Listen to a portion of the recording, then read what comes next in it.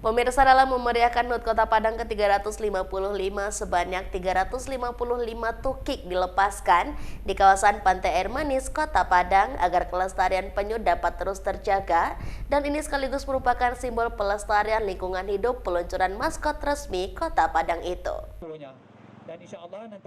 Pelepasan tukik sebanyak 355 merupakan sebuah bentuk komitmen Padang sebagai pelopor pelestarian hidup. Dengan semangat gotong royong dan kebersamaan, kita jadikan Kota Padang indah, bersih dan nyaman, juga pelestarian habitat penyu yang ada di Kota Padang.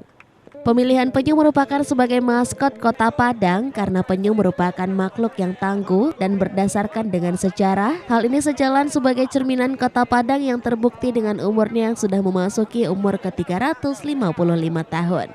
Penyu atau tukik yang dilepas ke laut lepas akan kembali lagi ke pantai tempat ia dilepas untuk bereproduksi agar habitat penyu dapat terjaga, dan diharapkan agar untuk tidak menangkap dan juga mengambil telur dari penyu yang ada. Dengan adanya pelepasan tukik ini mempunyai 5 filosofi yang mendasari pemilihan penyu sebagai maskot Padang. Kepala penyu diibaratkan sebagai Gunung Padang, simbol dari pemandangan alam yang menakjubkan dan berfungsi sebagai pandangan utama, memberikan visi ke depan bagi perkembangan kota.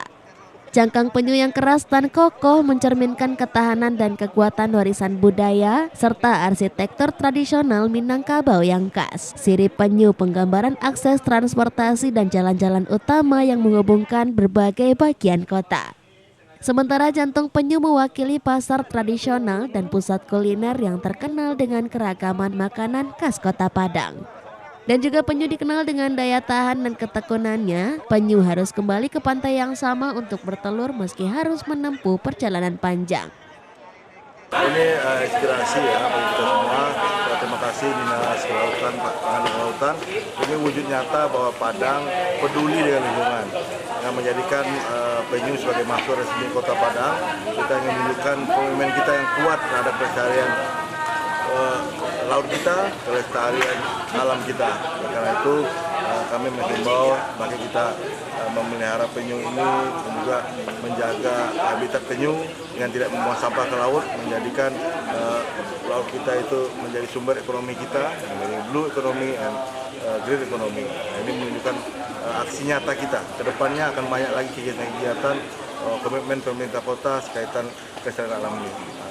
Ini salah satunya dengan pelepasan tukik hari ini, dan kita juga mengunjungi penangkaran penyu, dan komitmen ini akan terus kita jaga untuk kebersamaan bersama warga kota. Dari Padang, Sumatera Barat, Tim Liputan iNews melaporkan.